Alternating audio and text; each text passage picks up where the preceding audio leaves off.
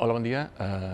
Benvinguts a l'exposició MIAS The Making of Making Architecture. Soc Josep MIAS, el director i fundador del despatx MIAS Arquitectes, i us presentarem una exposició que porta una mica el nom de Making of Making Architecture perquè expliquem processos de disseny de l'estudi. Llavors us passem a veure l'exposició. Us explico una mica com hem pensat aquesta exposició. En realitat hi ha un recorregut cronològic en el mur esquerre. És un mur que bàsicament fa un recorregut als 20 anys del despatx, i la resta d'espais són espais compartimentats. Cada una de les sales té un tema i intenta explicar un procés molt concret de disseny de diferents àmbits en els que estem treballant. El primer àmbit és el casc antic de Banyoles, parla d'espai públic. És el primer projecte que vaig fer d'aquests 20 anys de treball. Parla de com els recs de l'estany es redescobreixen en aquesta operació de peatonalització del casc antic, i d'alguna manera els recs ens parlen de la presència de l'aigua que hi ha hagut històricament en aquest casc antic, i com els recs són precisament els protagonistes i qui dibuixen i donen una banda sonora a la ciutat. D'alguna manera jo crec que és un projecte que parla més de ciutat, i els altres projectes són més, treballen un altre tipus de temàtiques. La segona sala, o sigui, si la primera era espai públic, la segona sala explica una mica aquesta relació entre els projectes. Gairebé com si els projectes tenen, en aquest cas expressem o expliquem les estructures, gairebé com si fossin peces intercanviables entre els projectes. D'alguna manera posem de relleu aquests esquelets, que són com peces que poden anar construint diferents projectes de l'estudi, i es posa en relació amb un vídeo que és precisament l'explicació de l'exposició en el Centre Pompidou de París.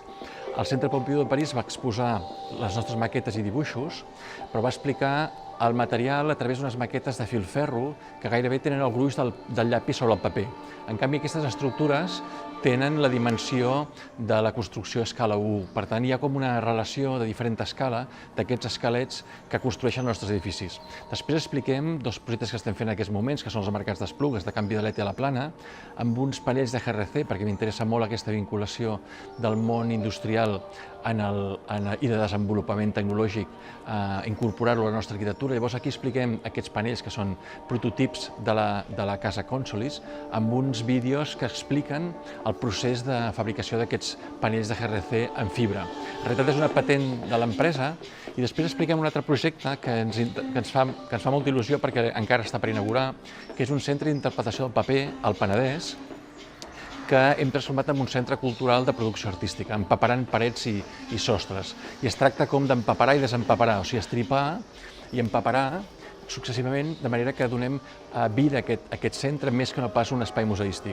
Evidentment, hi ha el Mercat de la Barceloneta, que és un dels primers projectes que vam fer al despatx també, i que s'explica a través de moltes maquetes. Aquí tenim dues de significatives, però n'hi ha d'altres que són més de desenvolupament inicial. Aquest és el camp de golf dels Fontanals, amb la Casa Club, i ara entrem a la tercera habitació, que parla del món de la fantasia amb els projectes del Tibidabo, entre ells la Bruixa-Bruixes i la Cuca de Llum, el nou funicular, i amb un diàleg amb el món més de la bogeria, que són els centres de salut mental de Can Zalliquiei i de Calella.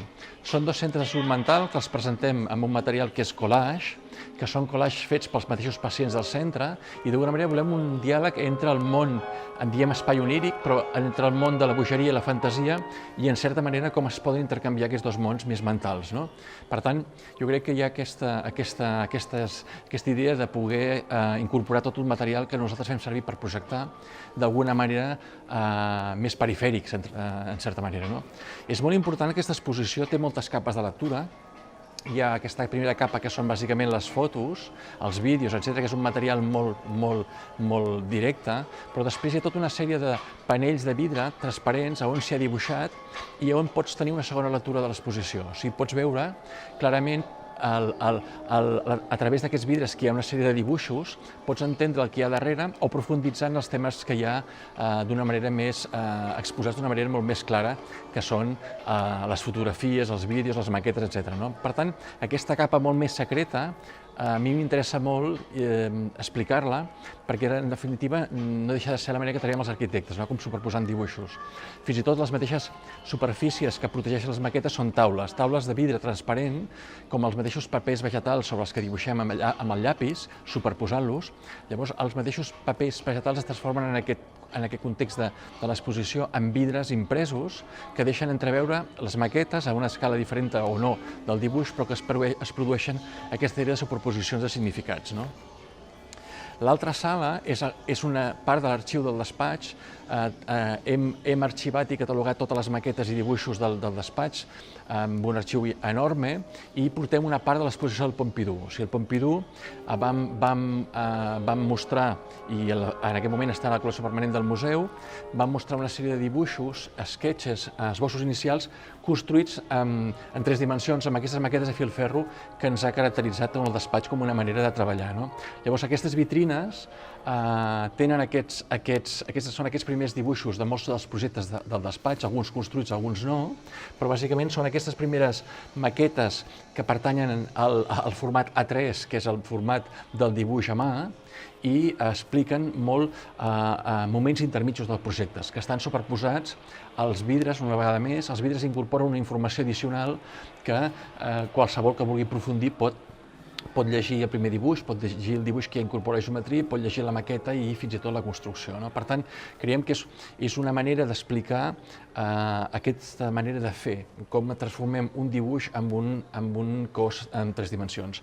Després hi ha uns vídeos que expliciten aquesta manera de projectar, uns vídeos que comencen amb la mà dibuixant i van incorporant geometria, van incorporant dibuix, van incorporant volumetria i com d'alguna manera construint és més que canviar d'escala aquestes primeres aproximacions, que són dibuixos, que són maquetes, etc. Llavors, totes aquestes parets és simplement la impressió dels projectes en el format maquetes. Per tant, pots llegir tot el procés evolutiu de cada un dels projectes, d'alguns dels projectes del despatx, no hi són tots, però d'alguna manera expliquem una manera de fer i de desenvolupar els projectes. Aquesta sala ens porta a una altra sala on aquests projectes, alguns, tenen una connotació que pertanyen al lloc, però no d'una manera molt literal, sinó que són capaços gairebé de pertànyer o fugir d'aquell lloc. En diem arquitectura per emportar-se, en diem take-away architecture, perquè vol dir que són objectes que pertanyen al territori però que tenen un component gairebé de fragilitat respecte al territori. Per això hi ha el vídeo de la cuca de llum del tren del Tibidabo, del funicular, perquè no deixa de ser per nosaltres una arquitectura que es mou. O sigui, no deixa de ser un tren, és un altre contenidor de gent, d'activitat que es desplaça. Per tant, aquestes arquitectures es posen en contacte amb aquesta idea de que el moviment pot ser incorporat pels edificis. Després hi ha totes aquestes maquetes a una altra escala, també per explicar una mica com es fan les comprovacions al despatx, com els projectes es comproven a diferents escales, les maquetes, evidentment, també, i gairebé acaben sent com prototips, anàlisis que van com recollint nova informació per a la construcció final. La paret final és una reflexió, en diem Raids X, és una reflexió de com els nostres edificis d'aquí 50 o 100 anys s'arruïnaran. O sigui, no pensem que seran per sempre, els edificis que fem nosaltres no duraran sempre, és evident, i d'alguna manera fem una reflexió a com els edificis s'aniran descomposant i què quedarà d'ells. D'alguna manera tornem aquests esquelets, tornem aquestes estructures internes gairebé secretes que els vestits han anat amagant, però d'alguna manera aquesta reflexió de com s'arruïnaran els edificis ens porta a pensar precisament durant la creació del projecte com hem de respondre a aquest moment. Llavors hi ha projectes que no s'han construït, per exemple, al Camp Nou, el concurs del Camp Nou, el que vam arribar finalistes, algunes de les maquetes amb les que vam treballar en el concurs, algunes maquetes de la seu d'Andorra Telecom a Andorra, que en aquests moments està parat, i acabem amb un projecte que és el de Vallcarca, que és la indústria cimentera en aquests moments que està en desús, i que el projecte que presentem i en el que estem treballant és transformar una antiga cimentera en un centre tecnològic, que vol dir tota una sèrie d'elements molt propis, més propis d'un campus que no d'una altra categoria edificatòria.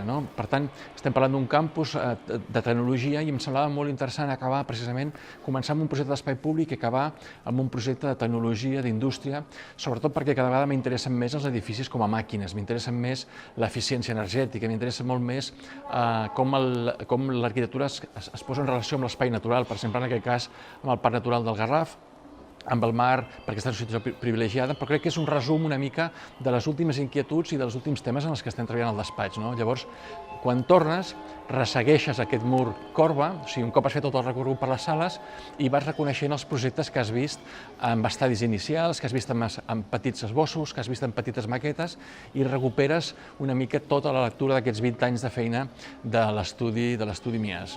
Per tant, jo crec que és un recorregut que es pot fer de moltes maneres, però hi ha una manera com molt de llarga duració, per entendre's, i una altra que és molt més ràpida per conèixer molt ràpidament una mica el que és el món del nostre despatx. Gràcies.